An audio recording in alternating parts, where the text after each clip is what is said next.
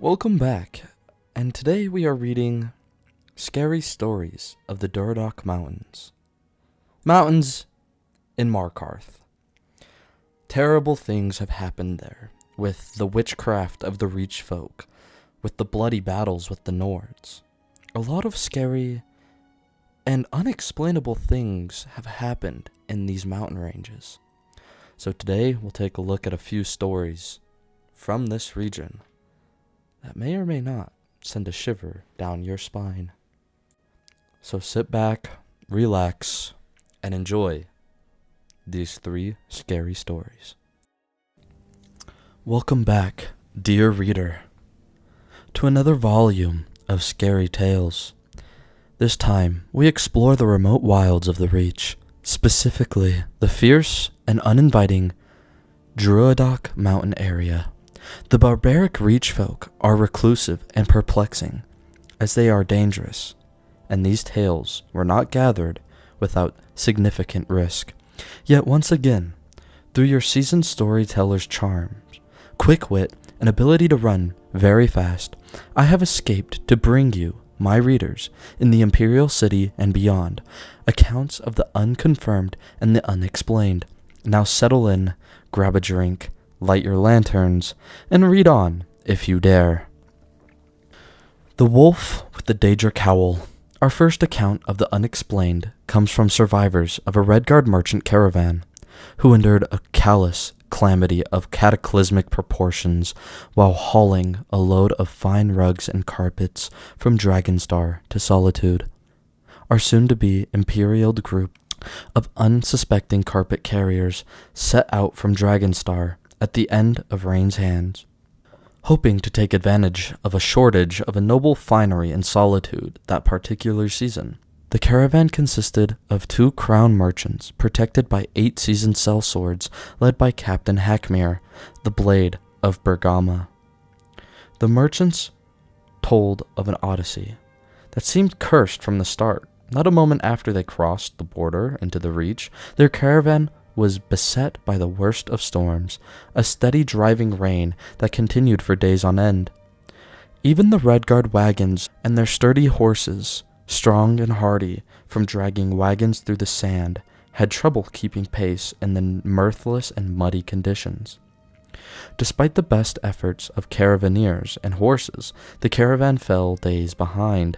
Yet this troubling inconvenience came all the more sinister when 2 Captain Hackmere's sellswords vanished in the night. There was no call of alarm for the vanished, and no bodies found the next day.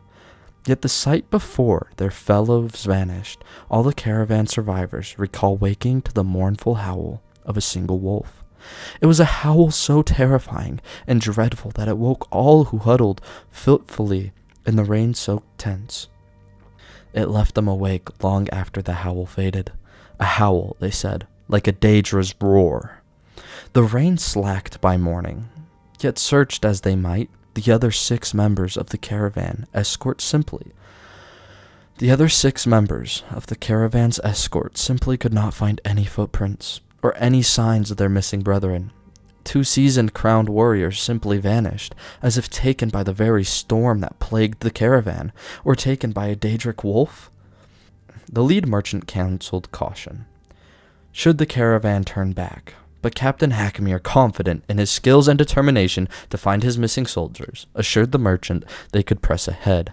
So press ahead they did, only to have the driving storm replaced by the worst of fogs. One merchant told your chronicler that the fog grew so thick she couldn't see her fingers in front of her face. Worse, the survivors shared were the howls, brazen and unrelenting.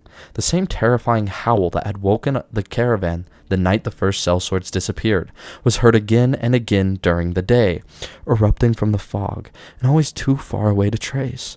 The sellswords closed ranks, cursing and muttering among themselves, waiting to defend themselves, but no attack came. As the caravan plodded on, they grew certain the howling was just some wicked trick of the Reach. The barbaric clans of the Reach would never dare attack 6 crown Redguards on the road.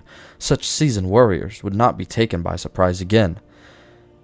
The night after the fog rolled in, Captain Hackmere declared that his sellswords would sleep in shifts, 3 on and 3 off, until first light.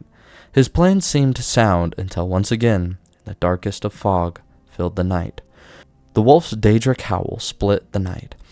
All in the camp awoke at once, and Captain Hackmere called his soldiers in the dark, yet none responded. With the grimmest of glares, the Blade of Bergama ordered his last 2 soldiers to not leave the caravan under any circumstances. He drew his giant blade. Hackmere strode into the fog to face the daedric wolf and learn the fate of his companions. And the brave Captain Hackmere, your tarried teller of tales, must tragically report, never returned. The fog remained the next morning, joined by another forceful rain, and soon an axle on one of the hardy Redguard wagons snapped. How could this be? The wagons were repaired and fortified in Dragonstar before they departed, left with the prospect of plodding on for 2 weeks by storm. Fog and this wraith-like wayward wolf, the crown merchants made the decision to abandon their wagons and rush on to Solitude by horse. Carpets and silk, they declared, were not worth the deaths of those still alive.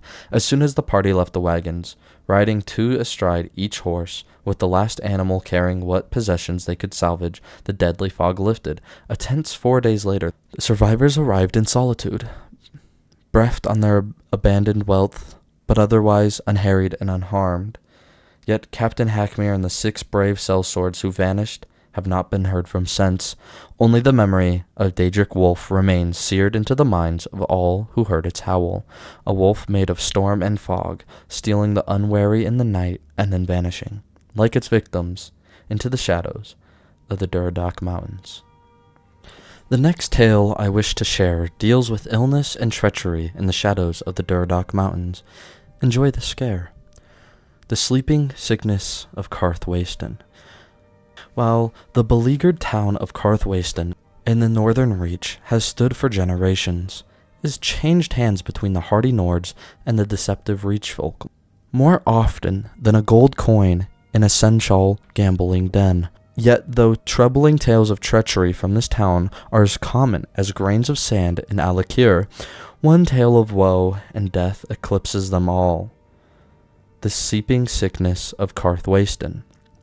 20 or so years ago, it is said that the Reach folk had once again pushed out the Nord inhabitants of Karthwasten, burned their homes, seized Karthwasten as their own. The Reach clan was particularly vicious, and those brave Nords who attempted to breach Karthwasten faced an army of both Reach folk and beast.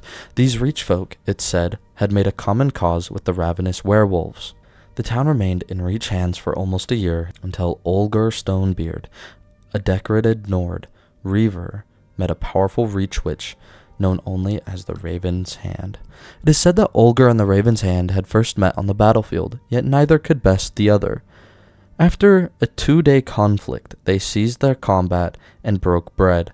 Olger then learned the Raven was no friend of the clan of reckless werewolf warriors in Karthwasten, and Olger, his warriors say, made a dark deal with this diabolical diva. The Raven's Hand took the field before Karthwasten, protected by Olger's warrior, and made many unclean sacrifices. Chanting words both fair and foul, she summoned a rain as black as pitch, a sorcerous storm that covered Karthwasten, and buildings in its filth. Soon after, the screaming began.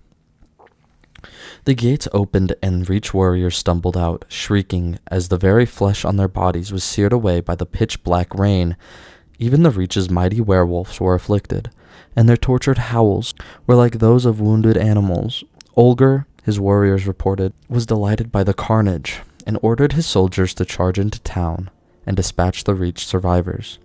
Yet even a host of hardy Nord warriors balked at stepping into a town covered in sorcerous pitch. The Raven's Hand assured Olger the pitch would only harm the Reach folk and the werewolves, yet the Nords dared not trust the words of a witch of the Reach. The screams in town chilled their bones. Seeing his warriors thus cowed, Olger cursed them all as cowards, and strode into the town, hacking down those few stumbling Reach folk who tried to challenge him. And as he stood in the center of town, shouting for survivors to face his axe, a single drop of pitch landed on his brow. The drop of pitch grew upon Olger's helmet, like a living thing, blossoming and covering his head like a shroud. Soon Olger's whole body was coated in pitch.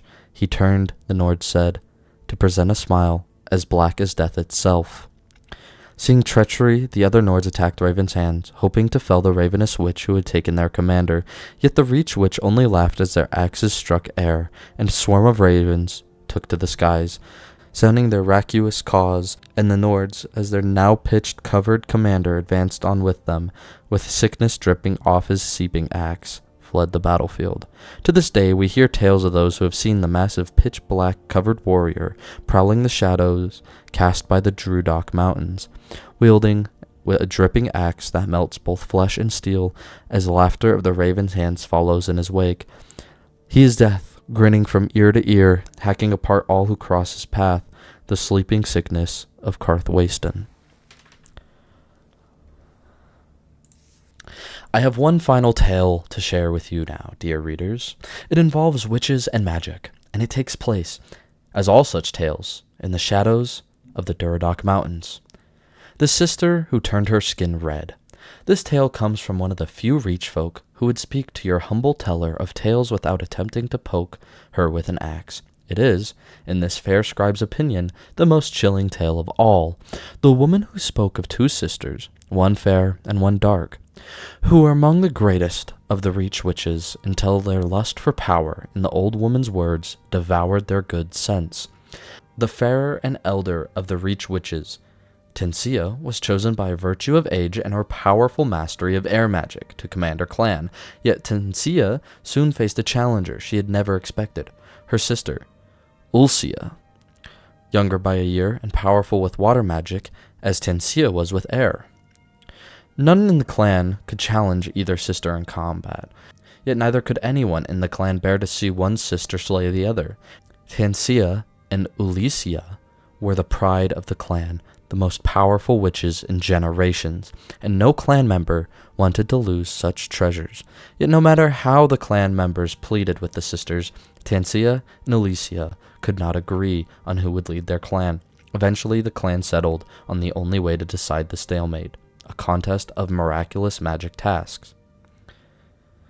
And so Tensia and Ulicia set themselves to a variety of feats of magical strength, each surpassing the other.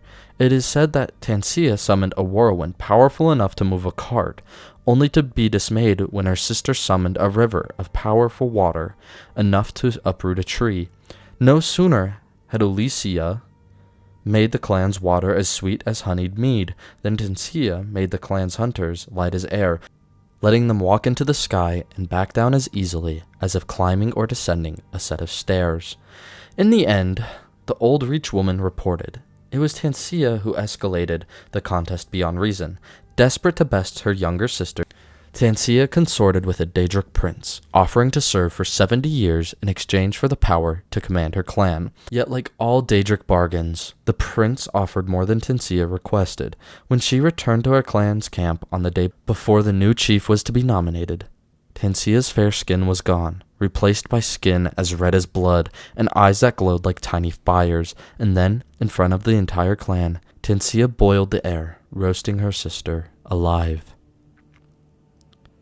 Horrified and betrayed, the clan broke apart.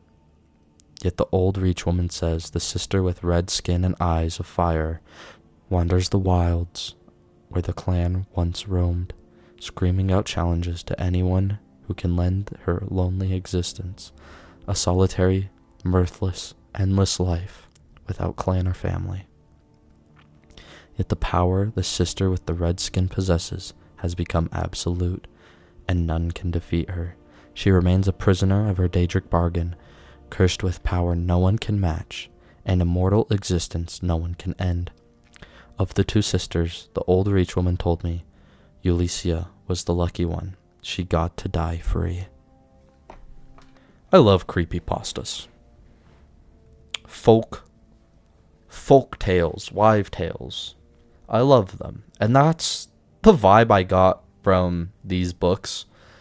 It's more of a folk tale than true facts, which I honestly love even more. It brightens up the world. Like, it is a video game, but we have stuff like this to where it really makes it feel way more alive than it is.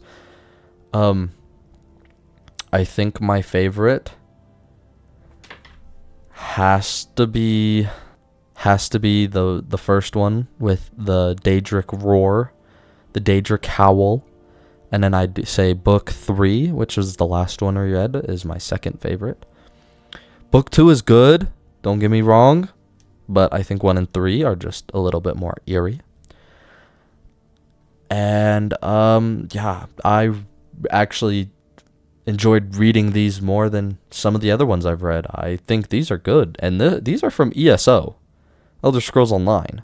Anyways, thanks so much for watching. If you made it this far, consider like and subscribing. It would help my channel out a lot. We're almost to 1,000 subscribers. And I will see you in the next video. See ya.